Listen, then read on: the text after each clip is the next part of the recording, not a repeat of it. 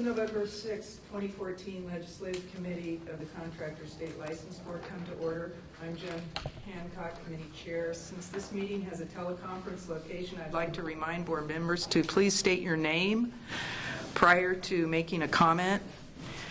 In addition, any item requiring a vote will require a roll call vote. All right, I'm going to ask for the quorum. Aaron is not here. Okay. So I'll go ahead. Just state your name. Okay. Joan Hancock? Here. Augie Beltran? Here. Linda Clifford? Here. Paul Schifino? Here. Nancy Springer? Here. Thank you. A few remarks. First of all, I'd like to congratulate the governor, his wife, and Sutter for winning this election this year, and looking forward to another 4 years of leadership. I also want to congratulate at this time our board, who have accomplished a huge feat in preparing and delivering a 354-page sunset review last week, and a lot of hard work went into that. If you haven't had a chance to look at it, members, it is well organized, well laid out, and beautifully done by all the divisions. I also want to congratulate Laura on your hard work, or give you a shout out for the work that you've done in preparing for today's ledge meeting. Having said that, I'm going to ask for any other committee member comments. Time delay. Does anyone else on the board here have or committee have a comment for today? Also like to recognize that tomorrow is Veterans Day. Agenda item B, public comment. This item is provided for public comment pertaining to the items on the agenda as well as items not on the agenda. However, the board cannot take any action on items not listed on the agenda. CSLB welcomes public comment on any item on the agenda, and it is CSLB's intent to ask for public comment prior to the board taking action on any agenda item. If for some reason we forget to ask for public comment on an agenda item, a member of the public desiring to comment on the item should raise their hand and they will be recognized. We will also be limiting public comment to 5 minutes. Any individuals at this time wishing to address this committee? Seeing none, agenda item C, update on the 2014 legislation. Chief of Legislation, Laura. I'm going to stop. Before we move on, I think we need self-introductions. Forgot about that. So starting with Kurt, we'll go around this board and then out to the room. Good morning, everybody. Kurt Hepler, Supervising Staff Counsel, Department of Consumer Affairs. Steve Sands, Registrar. Nancy Springer, Board Member. Cindy Christensen, Chief Deputy Registrar. Joan Hancock, Board Member. Laura Zuniga, Chief of Legislation. And on the phone we have Schifino, Board Member. Linda Clifford, Board Member. Augie Beltran, Board Member. David Foe, Chief of Enforcement. Ed Lang, Board Member. Betsy Figueroa, Licensing Division. Becky Like, CSLB Public Works Investigator. Todd Blumstein, representing the Southern California Contractors Association. Maria Garcia, representing the California Landscape Contractors Association. Larry Rolfus with the California Landscape Contractors Association. Jamie Kahn on behalf of the Associated General Contractors. Beverly Carr with Politico Group. Christina Delp, Deputy Chief Enforcement Division. Yes, any members? Paul? Yes. Do you have any members of the public there with you? No, I do not. Okay, thanks.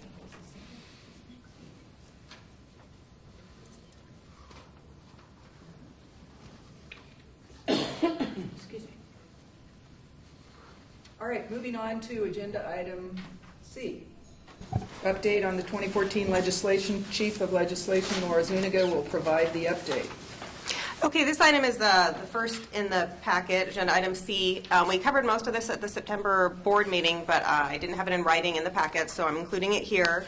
At the end of September, the governor finished action on the bills. One to note is AB 2396 by Assemblymember Bonta. The board had taken an opposed position on this bill.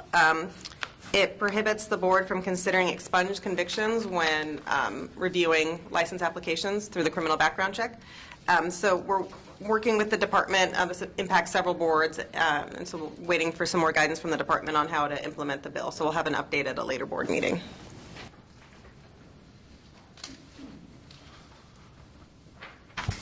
All right, so we'll move on to agenda item D, review and consideration of the legislative proposals for the upcoming legislative session.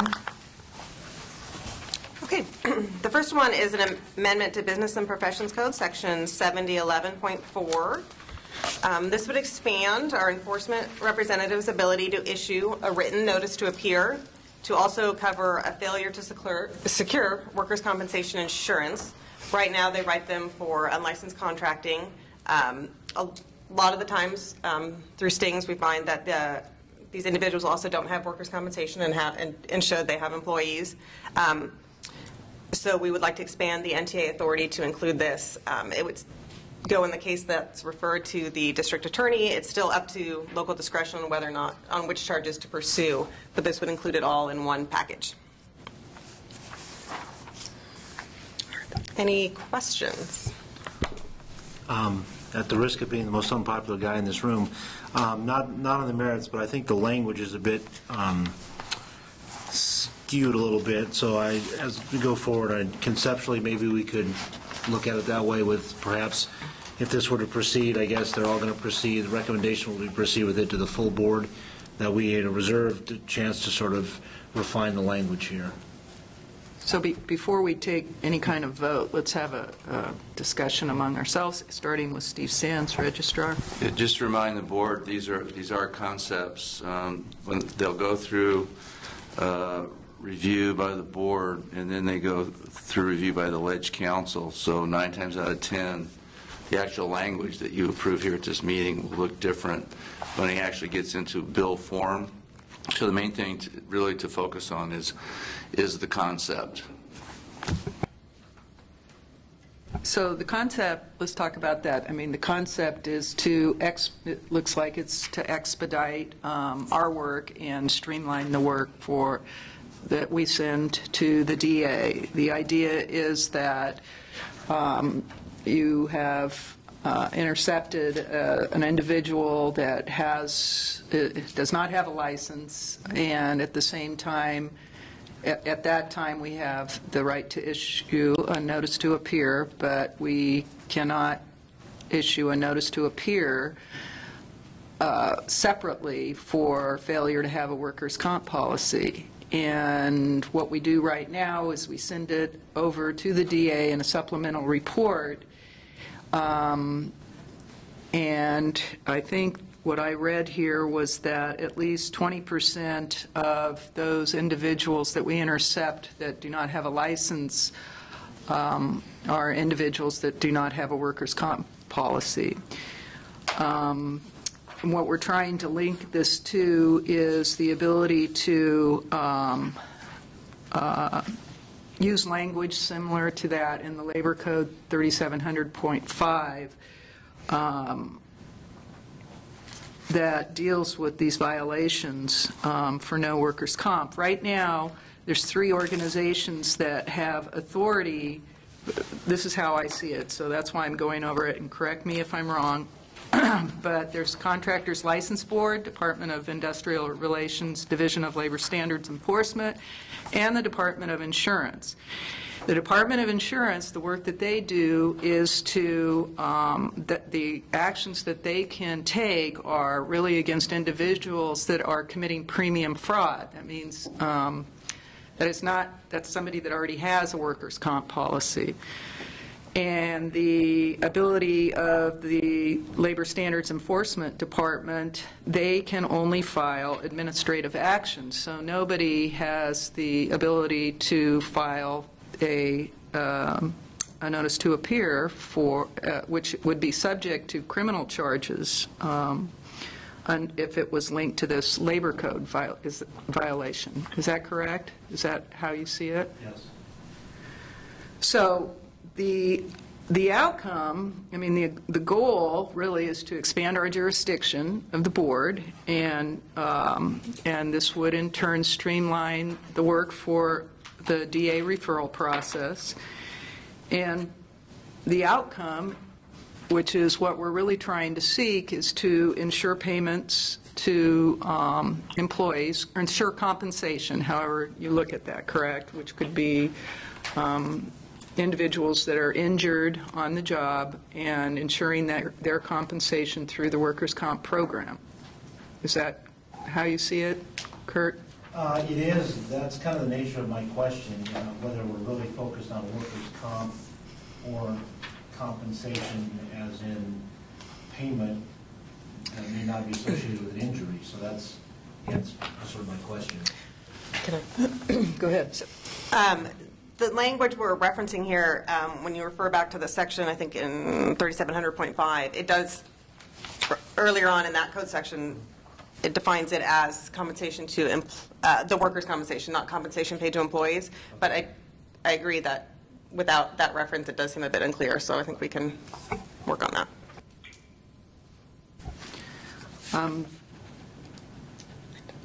Linda. Oh, go ahead, Kurt. I apologize. I guess conceptually then this is aimed at the workers' compensation issue, not necessarily the overall compensation. Right. Okay. Right. Yeah, just to clarify, strictly focused on an employer of a construction worker that does not have a workers' comp policy.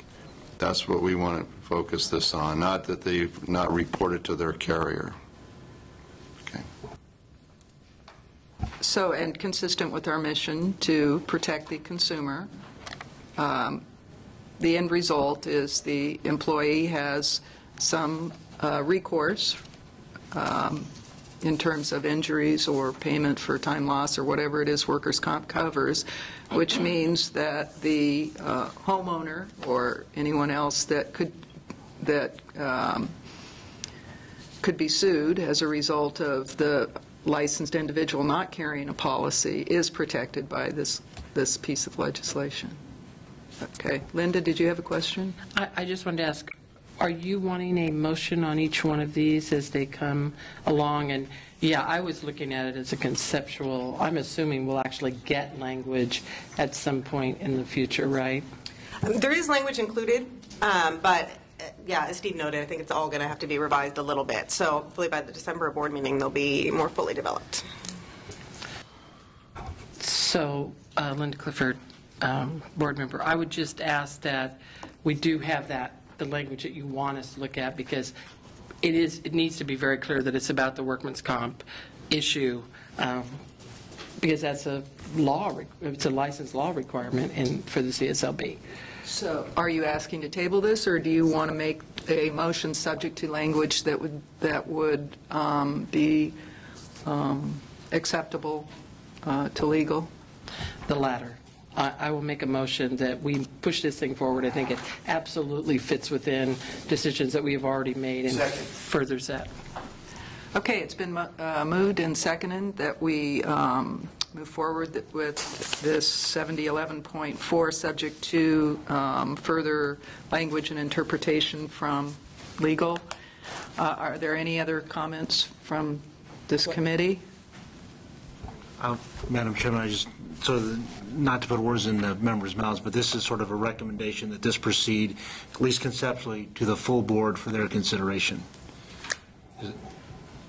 With clarifying language is what I'm understanding. Yes. Okay. And is there anyone from the public that would like to comment on this? All right. Hearing none. This motion is approved. Thank you. We need a roll call. Yeah. Oh, roll call vote. Paul? Oh. Yes. That's an aye? That's an aye. Thank you. I'll go ahead and call it. The rest. Joan Hancock? Aye. Augie Beltran? Aye. Linda Clifford? Aye. We got Paul and Nancy Springer. Aye. Thank you.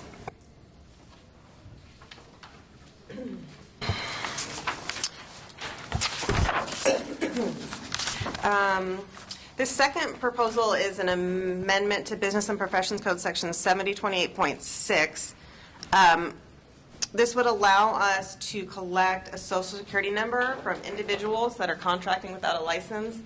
When we, through stings, when we identify people who are operating without a license, they're issued an NTA, a notice to appear, as we discussed in our previous proposal. They often receive a citation and fine. Recovery from unlicensed individuals, the recovery rate of the citations is, I think, approximately about 20%. We don't have a lot of leverage over these individuals because they don't, we don't hold a license over them. We don't have anything to hold over them except for the citation.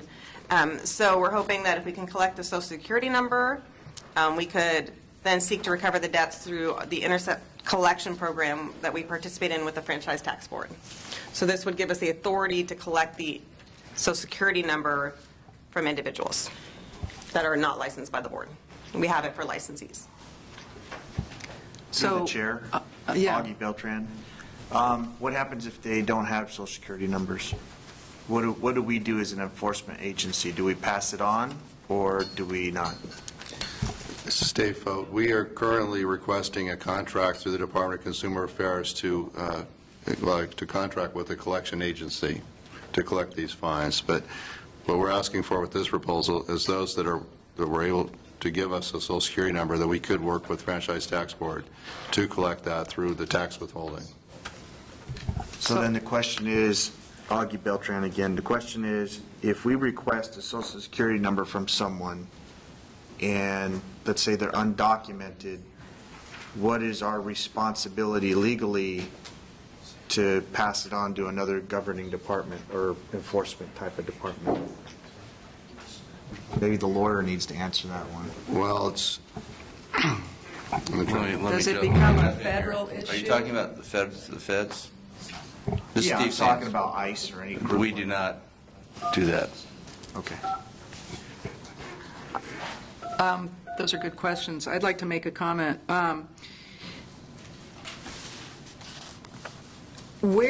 Let's see, hang on for 1 second. I seem to have some notes about this with regard to, I had similar concerns, whether this devolves into targeting a certain class of individuals, and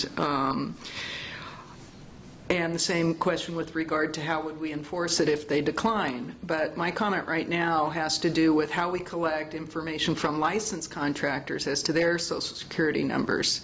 And my understanding is the way that we have that information is through the application process, which people can either volunteer that information and complete their application and get their license, or they don't volunteer that information, and I don't believe they get their license. So that is a purely voluntary situation, where this is a purely involuntary situation, and I think it's a little bit different. And I would like to suggest that we get a response from the Attorney General's office on this,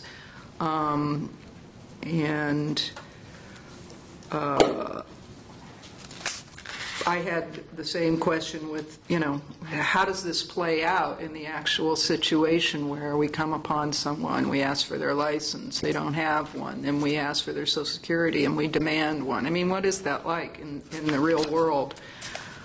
So those are my concerns. And anybody else want to comment? Linda Clifford, board member. I have the same situation. I mean, I don't know what stops us from asking for their Social Security number now, and I don't know what compels them to give us their Social Security number if we ask for it. So if there's no teeth in here, and maybe there are, but if the reality is you ask them for it and they either give you, let's assume that they have one at this point, and they either give you a wrong one because they don't want to give you the right one, or they refuse to give it to you, right?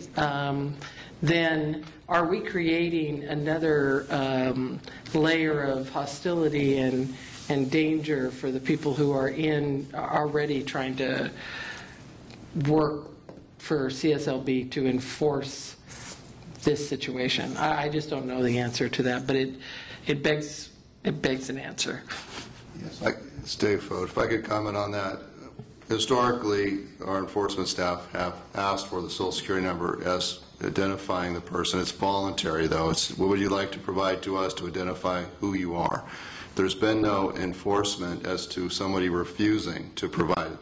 Nothing happens when they don't. They can use other identifiers.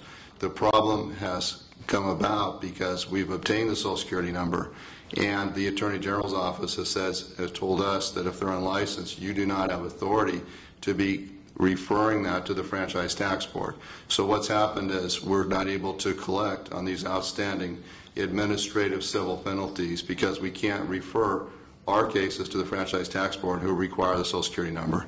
So in effect, we're saying that we just are asking for the authority to ask for it. If they don't provide it, nothing happens. But if we do have it, we can refer that to the Franchise Tax Board because that's the identifier they use.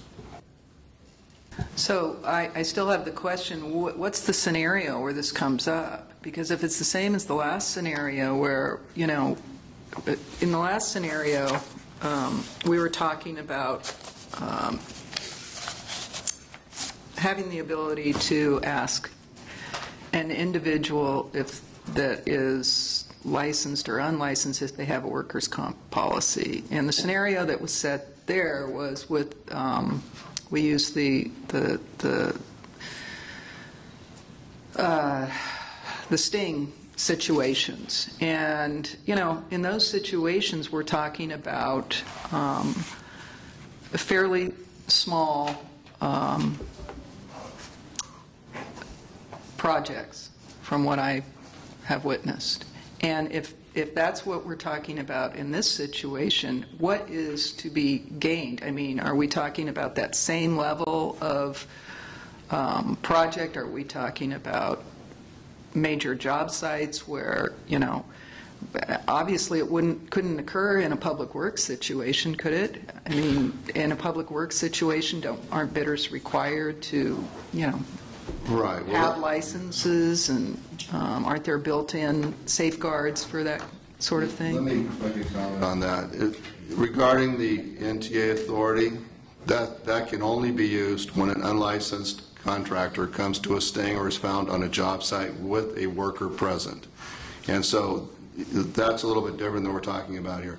This authority is not needed so much for the stings, because if you're doing a sting, you're going to make a referral to the DA. If the civil penalties are not paid, the individual may well go to jail. And so there's a real hammer when you have a referral to the DA. Where you need it, though, is where you're conducting a sweep with a partnering state agency or responding to a lead. You're finding somebody that's actively working on a residential job site, and they do not have a license. And so what happens in that scenario is you're not issuing them an NTA to go to court. You're going to issue them an administrative citation that includes a fine that's paid to the Contractors Board. And the reality is most of those unlicensed people, they don't pay that fine unless they subsequently make application for a license. And so there's been no effective collection of those unpaid civil penalties. And it was part of our sunset report that they've asked, are using the Franchise Tax Board's Intercept program. There's an expectation that state agencies will use it. And the response that we had to put forward is that we don't for unlicensed contractors. We do for the licensees, but not for the unlicensed contractors, because even if we have the Social Security number, we are not able to provide it to FTB without having this authority.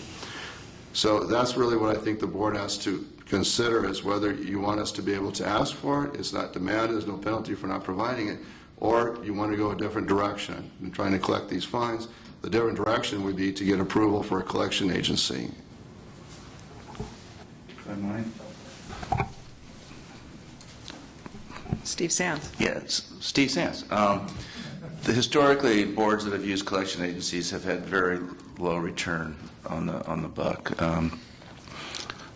From my perspective, this is someone has violated the law. We've cited them. We have their Social Security number. They owe us money. They don't pay. How can we get them to pay what we've cited them for? And David, I think, has come to the correct conclusion that other boards use, is that the way to get them to pay for the laws they violated is to be able to provide Franchise Tax Board with the Social Security numbers, which they would have voluntarily provided us. Is that right? Yes, that's correct. Nancy. Nancy Springer, board member. That's how I'm getting this too. It's not that we're singling anybody out. It's basically just trying to find a means to make collection, requesting that, because they're already doing unlicensed activity, they're unlicensed, and just asking for that number to be able to take that mode to try to get payment.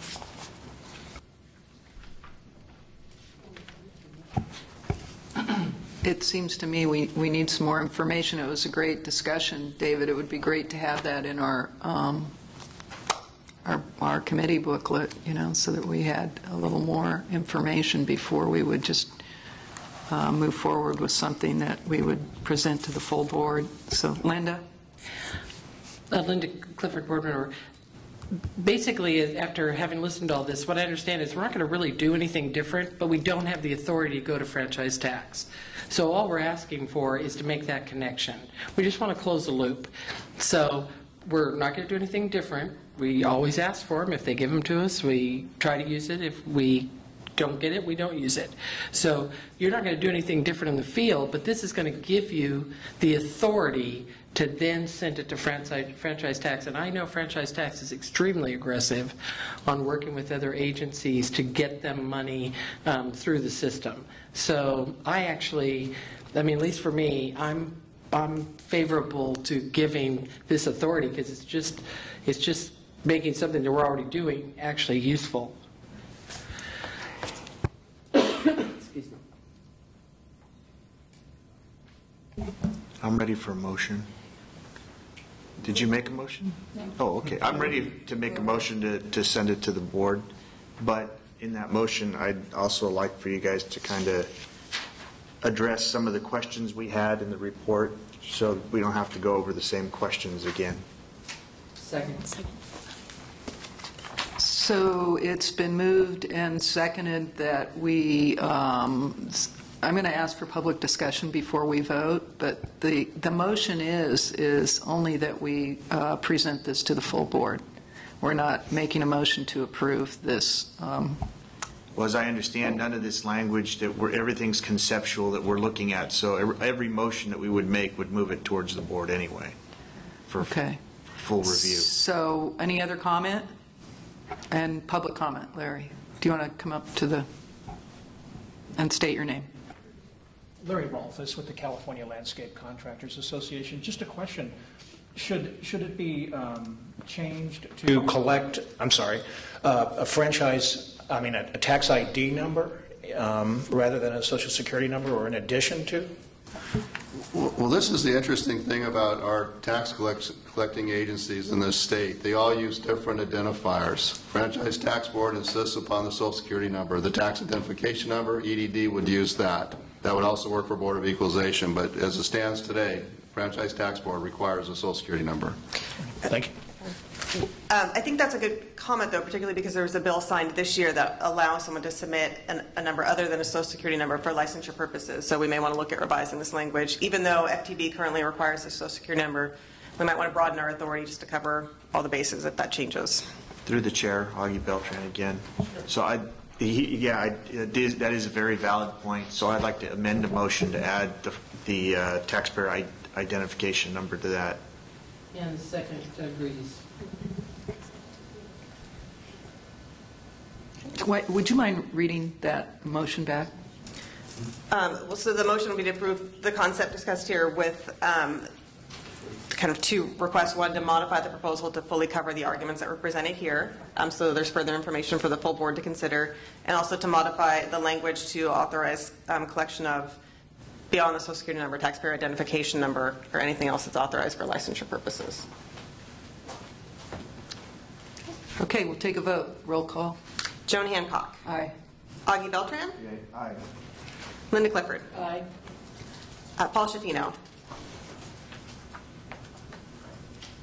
Are you there, Paul? Is that the line? Nancy Springer. Aye. I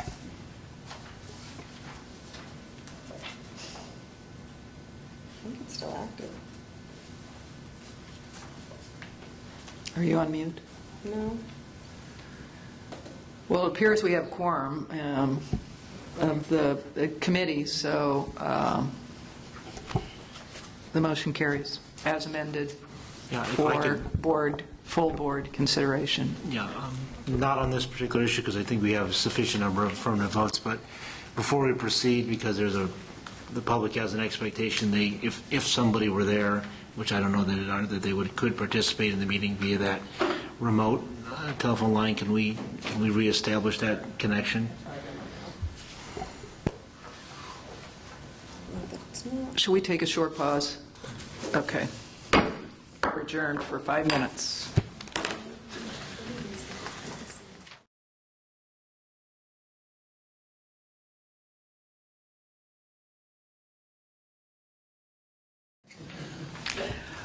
All right, we're back in session again, and we're going to move to agenda item D3. This proposal would amend Business and Professions Code Section 7059. This relates to public works contracts. This would specify that if a contractor works out of class on a public works contract, they are subject to disciplinary action by CSLB. Under existing law, the entity that lets the contract, or that is the awarding authority, is responsible for determining the license classification necessary to bid on and execute the project. CSLB would like to be able to take action against a licensee who is working out of class on one of these projects. Right now, we do not have that authority, so even if it's referred to us or we become aware of it, we can't take action against the licensee.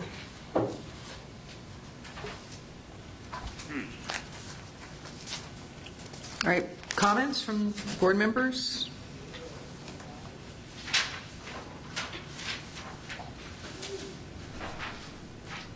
Well, I guess I have to make a comment here.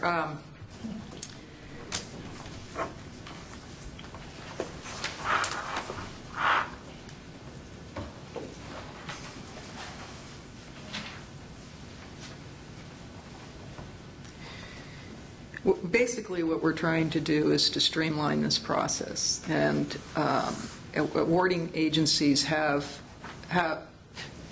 do awarding agencies comply with what we're saying is they do not comply with CSLB law, meaning that we decide whether somebody is working out of their classification. I feel that what I'm not understanding is why we are not proposing some sort of language that makes it mandatory for them to do such. I mean, to go almost further instead of, because to me the effect of this is, what we're asking for is to be able to discipline based on the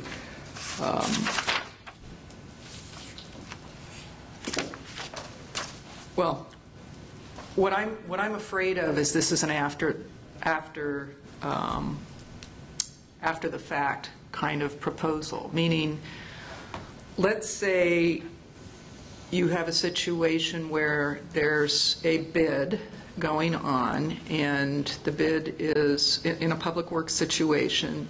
The bid is awarded to one contractor, and another contractor who didn't get it recognizes that contractor is the subs that are lined up, because they have to submit a subcontractor list of who is going to be performing on the project, and the contractor that didn't get the job realizes that the majority of this work is in one classification, and the subs that are going to be doing it on the contractor that was awarded the bid is going to be working out of their classification. Okay, even if it doesn't happen at the bid stage, it happens down the road when the project started, and that's when we come in, and what happens? We stop the project. And I'm wondering if there's a better way around this, because we stop the project, and that's probably the big, I don't know, it might be the biggest complaint that awarding agencies have about this, is because now they have to go through this process of rebidding, and I think this was a subject that we talked about last year, and I'm just wondering if there's a better way to go about getting this. Linda Clifford, board member. This proposed language proposes to govern both awarding agencies and give apparently authority to the CSLB to sanction or do something. So what is it? Do we not have the ability to discipline a contractor who works outside their classification right now? I think David would like to address that. Yes, the way the law is today, the awarding agency, of which there are 7,000 awarding agencies out there, they make the call on the classification. We've established through the board recommendation a public works unit where we have staff now that are available to answer questions they may have. We have one of our investigators with us today. The problem, though, is when they decide that a B contractor should be the one to contract for electrical work, and those electricians are not certified. When they put that out to bid that a B can do that work, we cannot discipline the license. That's why we pushed this forward. We've written citations where contractors are clearly outside of their classification. The Attorney General's office refuses to prosecute those because they're telling us the awarding agency decided that that B could do the electrical work or the plumber can do the grading. It's just a tremendous problem. What this really seeks to do is still give the authority for the awarding agency with our help to make the right call. But when we have a contractor that's misled them, we would like to be able to discipline that contractor because we have an expectation that our licensees do understand the scope of work for which they're licensed to perform. At what stage are you talking about? Is this, I mean, we want the awarding agency to work with us, all right, to partner with us in some fashion. But that's what I'm asking. Is this after the fact, or is this in advance? And it can be at the bid stage. In fact, we had one of our other public works investigators attend a public works meeting in Los Angeles last week regarding this concept. And we had airport authorities, we had school districts, everybody was there. They were very much in support of it. It could stop that contract from being led at the inception, at the bid process. Okay, well, if that's what the language says, that seems consistent with what we're really trying to get, which is to keep folks from working outside of their classification. Linda. Okay, Linda Clifford. Once again, do we have the ability to discipline a contractor who works outside their classification right now? We do, with the exception of when the awarding agency decided that class was appropriate. And so if the awarding agency says that a plumbing contractor can do electrical, we cannot discipline that plumbing contractor for being out of class. So it's in a way a loophole in the law. If it was residential, absolutely. If an awarding agency did not make the call, we could. But the problem is when they make the wrong call, we cannot discipline the contractor without this legislation. So the reality is we want this first part, I mean, this is an education process. I mean, if we want this to work, it's an education process. We're going to change the law. We're going to propose to change the law that says that an awarding agency cannot award a prime contract to a specialty contractor whose classification constitute less than a majority of the project. That's correct, right? This part is existing? Yeah, that's the existing law. We're simply adding to the law at the very end that the registrar will have the authority to discipline a contractor acting outside of their classification. So we would only be amending the existing law with the final sentence. Well, aren't we adding more than just that? I mean, at the bottom of the paragraph under proposed language, where Don't it's... have the provision underlined. And in italics. I'm not comfortable with the way this is. I mean, I'm not comfortable with just adding that sentence at the end that basically says, we're going to leave the law the exact same way it is, which apparently these public agencies are not following now. Because if they were following this now, you wouldn't be having the issue that we're talking about. Through the chair. Augie. Done with your comment. Augie Beltran. Being that I was on a city council at one point, and I work with quite a few school districts on their construction projects, a lot of times schools and governing bodies they put out these bonds and they have an opportunity to start building things, but they have no experience. And a lot of times, their facilities directors may or may not have construction experience and may or may not know the proper contractor to award the job to. I think this would be a big help for public entities. It would be a big help for us in enforcing these things and in creating the education that needs to be put out there in the public sector. Because once again, a lot of these capital facilities directors, a lot of these capital projects managers don't know. They don't come from the field. They don't understand who needs to be building things. So it's conceptual. So I think that this thing can be massaged as it goes forward towards the board with everybody's insight, and it can always be killed later on. So what is the resistance from awarding agencies? Well, I'm not hearing that that's where the they're resistance very is. much in favor of this proposal. They're not, what Mr. Beltran said is spot on. They just don't have the authority, and they're misled often into putting a bid out with the wrong class. Now, what we're proposing, though, as part of this, not in the proposal, but with our Public Works unit, we want to send a letter out to awarding agencies letting them know we're a resource to help them make the right call. And we already are for like UCLA and a lot of different awarding agencies. They are misled by contractors and by others to put bids out, and they get the wrong contractor contracting for that work. And they catch it at the bid process, they'll catch it when the contract's executed. We just want to be able to take action against that contractor that engaged in that misleading activity, and right now we can't. Here's a little, I'm sorry, but go ahead. Chair, further enlightenment. When you're sitting at the dais and you need to award a job and you found out that the contractor misled you, it's very difficult to throw the bid out without getting sued. If you build your project and the contractor misled you, your only recourse is to sue that contractor. This would give public agencies a huge tool in getting that passed. And there's all kinds of stuff that goes on that contractors use and developers use to wine and dine public officials and capital projects managers, and they go to the trade shows and they sell them on things that aren't exactly true.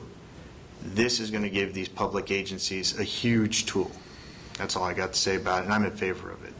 So I guess my concern, if there was some resistance, is this, the existing law in B down at the bottom where it says, when a specialty contractor is authorized to bid a project, all work to be performed outside of his or her licensed specialty shall be performed by a licensed subcontractor. I mean, 100%, even incidental. And I'm just wondering if that has been part of the problem in moving what appears to be a consensus between awarding agencies and the Contractors Board, according to what I'm hearing, forward. So that's just food for thought. Linda? Linda Clifford, board member.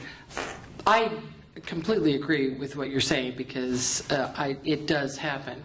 And with regards to the concern that you just raised, prime contracts require the prime contractor to do a certain amount of the work or they can't be the prime contractor. So this does address that issue by saying unless you're a contractor who can do more than in certain jobs it's 50%, in other jobs it's 30%. It depends on the job itself.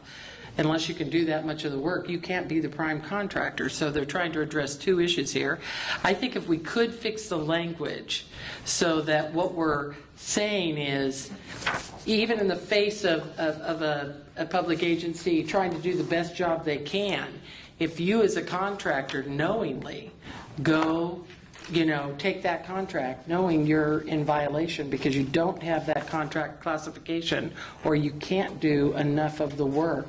And people are protested out of Caltrans jobs all the time because they've subbed too much of the work out.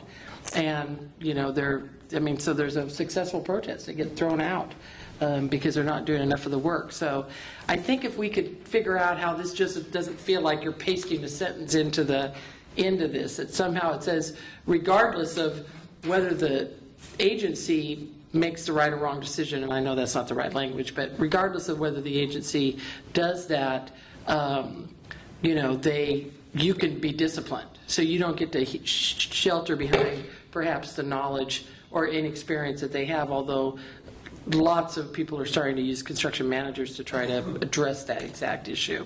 But that's expensive. And so I think that I've kind of come around full circle, and I can support it if we could fix the language a little bit. And typically what happens, Joan, is it doesn't stop the work permanently. There may have to be, you're going to have to bring in a subcontractor, but the contractor is going to pay the penalty for having to bring somebody in to do the work at perhaps a much higher price than what they thought, because they have to comply with the law. So there's a couple of ways of getting at them. Right, and through the chair, once Augie Beltran again, once this gets into the system, you're going to have a couple of problems up front, but once it gets into the system, you're going to see less and less problems, because the public agencies and the groups out there that represent the public agencies like CASH and CSLB or CSBA and those, they'll be telling their people to call CSLB for advice and help. And once again, this is going to help. This is a big help towards the public agencies. And if it's your pleasure, I'd like to make a motion that we move it forward with Linda Clifford's amendments, I guess.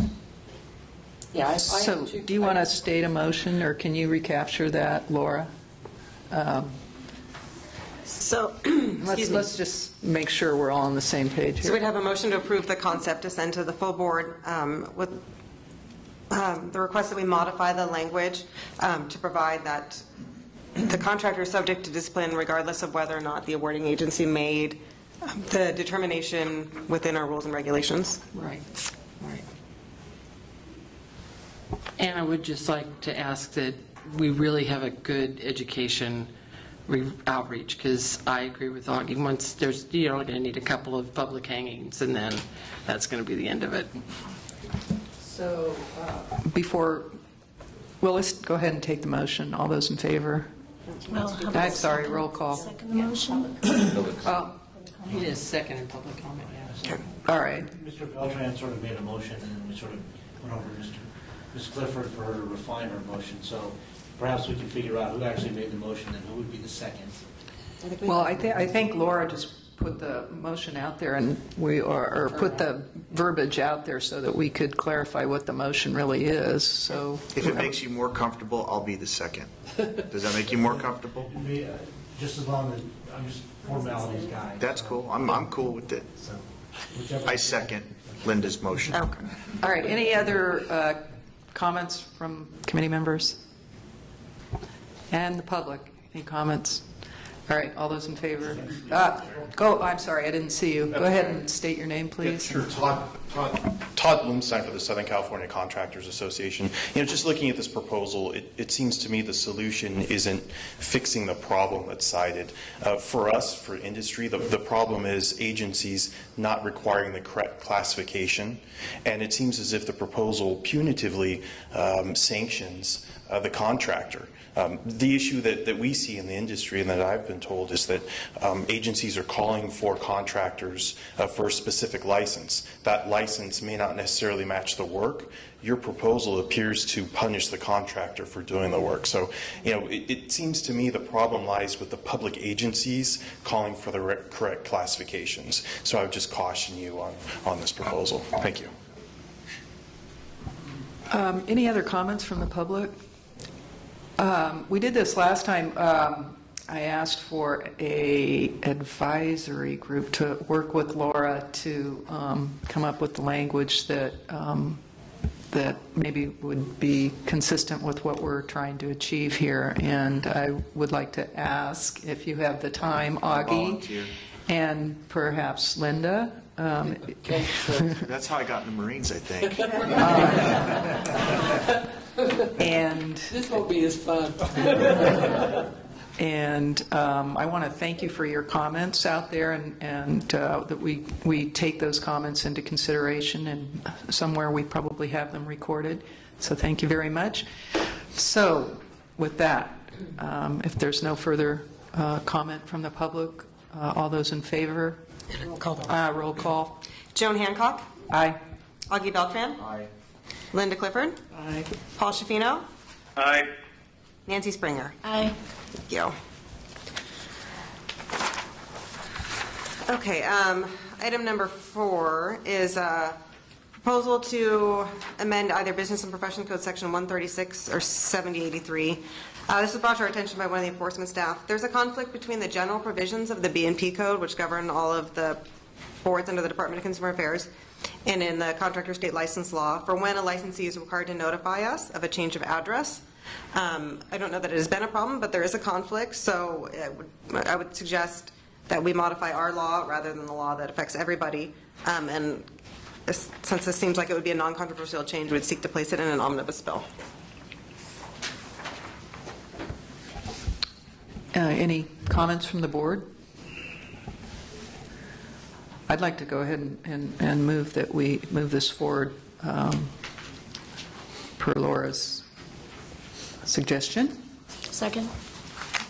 Any other comments or members of the public that want to respond to this? All right. It's been moved and seconded, so we'll take a roll call vote. Joanna Hancock. Aye. Augie Beltran. Aye. Linda Clifford. Aye. Paul Shafino. Aye. Nancy Springer. Aye. All right, so that motion carries. Next. Number 5, and this is one that is not included in the packet but was provided, it should be at your table, and there's also copies in the back of the proposal and the analysis. This would add a new section, B&P Code Section 7013.5, to provide that CSLB could take disciplinary action based on the action taken by the Division of Labor Standards Enforcement. So against our contractors have been subject to discipline by Division of Labor Standards Enforcement, DLSC. It's typically for a civil wage and penalty assessment for failure to pay prevailing wage. Right now, if a contractor is disciplined by DLSC, we suspend the contractor's license until that proceeding is completed. If the contractor discharges the assessment and the penalty through bankruptcy, that clears their record, so to speak, the suspension on the license is lifted. So this would give us authority to take action against the contractor in those situations where there was no payment of the penalty or the wages. So we'd expect this to be for a fairly small number of cases, but we don't have the authority right now. We have referred cases to the AG's office, and we don't have authority to pursue. Discussion? Madam Chair, I have Kurt. Kurt Hepler's staff counsel. I just have a clarifying question. So the agenda says 7013.5. This says 7103.5. I'm assuming although we're talking about this language, that a certified copy of a CWPA assessment, is that what's in play? Yes, it should be 7103.5. Okay. My apologies. Okay. So again, another clarifying question. So as proposed, I know everybody here can read, but I'll read it anyway. A certified copy of the final order of a civil wage and penalty assessment by the Labor Commissioner may constitute grounds for disciplinary action by the board and be conclusive evidence thereof. And so I'm just, along the theories, I think that if the board would proceed, we probably need a little massaging here of the language, because, and then we have a couple other issues in play. We have the conclusive evidence thereof. I'm assuming that means it's conclusive evidence thereof that there was such there was action for discipline by that agency, unless it's taken, we're interpreting this to mean that it's conclusive thereof evidence of a violation of our code. So no, we mean that that DLSE is found through their investigation and taken action. So that would give us authority to take disciplinary action against our licensee based on their work and their investigation of the violation of their law. Okay. Yeah. Okay. All right. Thank you. All right, so at this time, I'd entertain a motion. If there's no further discussion, and Motion to move it through. Second. Go ahead, Nancy. Second. all right, is there any further discussion from the public? All right, I just have one. Linda. Linda Clifford, board member, I just want to verify, I think that it reads this way, but you're going to be working on the language policy anyway. It is a final determination. In other words, guilty, guilty, guilty. You've had a lot of chances to do something about this. You haven't done anything about it, and now this is going to happen, or possibly happen. I like the word may, because if there's any extenuating circumstances, but I always want, because we worked on so many of these at the beginning when we started, to make sure that they were actually through the process before we started reacting to them, just so that we don't end up reacting to something that then changes and then we're going back and forth. Right, that would be the intention. It's something that's been fully adjudicated through their process, the final action on the part of DLSC, but I think it's a good point from you and from Kurt that the language is going to need to be modified a little bit further. Thank you. Thank you, Chair. All right, if there's no further comment from the public or committee members, we'll call the roll. Joan Hancock. Aye. Augie Beltran. Aye. Linda Clifford. Aye. Paul Shafino. Aye. Nancy Springer. Aye. All right, this motion carries 7103.5. Thank you.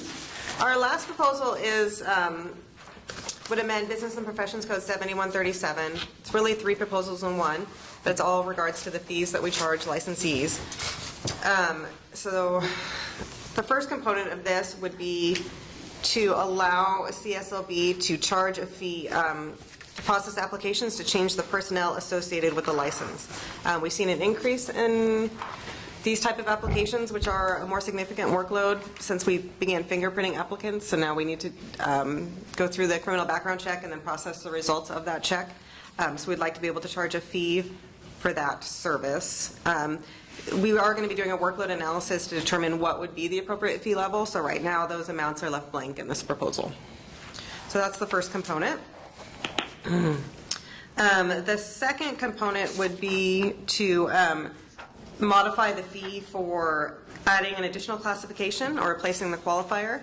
Right now the fee is $75, which doesn't appear to cover the workload, but again, we'll determine that through the workload analysis as to what would be the appropriate fee. And then the third component would be to allow CSLB to charge a fee for priority processing of applications or to expedite applications. CSLB receives quite a few requests to expedite. To update the numbers that were in the proposal, we've received about 300 this year, 300 proposals to expedite, and we've approved about 100 of them. So right now, applicants need to submit a written request to expedite. It needs to meet certain criteria, and there's a workload with processing those requests. We feel it would be more straightforward if there was just simply a priority processing fee. That would eliminate the workload on determining whether or not the application qualifies for expediting. How would this allow us to access more bodies to do this work? I mean, how are we going to, I mean, I doubt, well, at least for myself, I don't have a problem with increasing these fees, especially this is really well written in terms of issues when we see there is a similar process and complexity involved in all 3 of these scenarios that you've discussed. But how are we going to go about dedicating people to do all this extra work? I know we have vacancies, but... Yeah, that's a good question. I don't know that it wouldn't translate necessarily to additional staff. That would have to be a separate process if we identify the need for additional staff, but perhaps it would be a shifting of resources, or it would lay the basis for requesting additional staff, which would be a completely separate process. Joan, I believe it would be shifting of resources just to accommodate the workload. But the first 2, there really wouldn't be any additional staff. It's just the fact that we want to make the fees fair and equal to everybody. Sure. And then the third one, to expedite, we would be able to probably shift staff around. Seems like this is, an internal thing with all the experts that are going to come up with the fee arrangements. And at this time, I'd take a motion from the committee. So moved and moving on. Second. Any other comments from the committee? All right, how about the public? Seeing none, call the roll. Joan Hancock. Aye. Augie Beltran. Aye. Linda Clifford. Aye. Paul Shafino. Aye. Nancy Springer. Aye.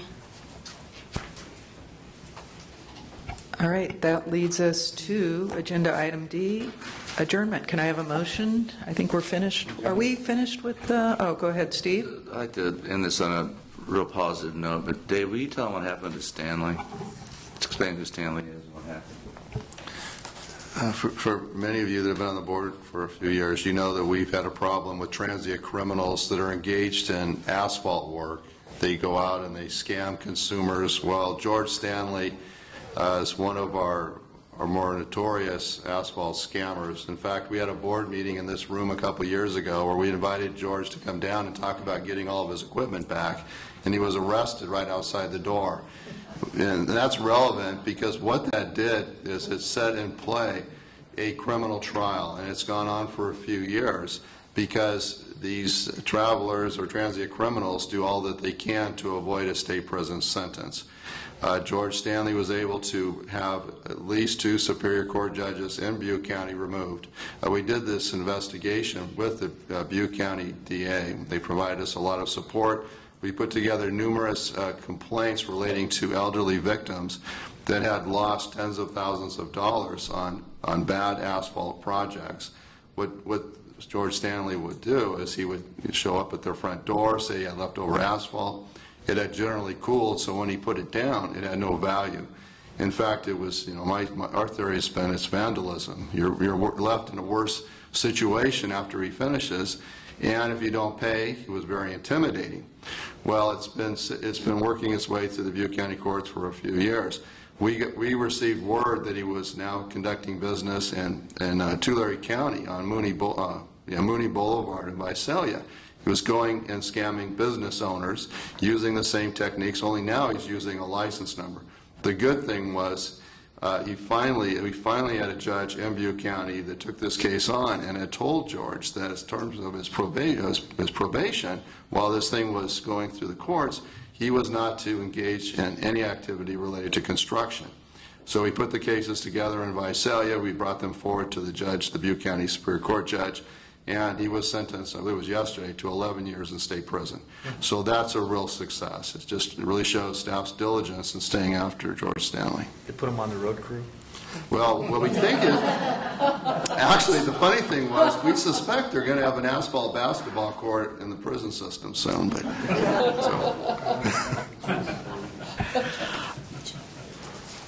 Nancy. Nancy Springer, board member. Awesome work there and great job on that, and glad to hear that. But I also, if I could, just before we adjourn, go back to, was kind of getting my thoughts together at the beginning. You talked about the Sunset Review report and all, and I just kind of want to say, yeah, huge kudos to the board, to the staff members, to everybody who put all those long hours and work in. Thank you, great job there. As well as recognizing the veterans not only out there, thanking them, but board members and staff that may be around. Thank you very much. All right, and speaking of veterans, I believe I incorrectly stated that Veterans Day was tomorrow, and I stand corrected. It is November 11th, so shout out to the veterans. And if I could have a motion to adjourn. So moved. Second. All those in favor? Do we need a roll call? Paul, thank you. We're adjourned. Bye-bye, Paul. Thanks, guys.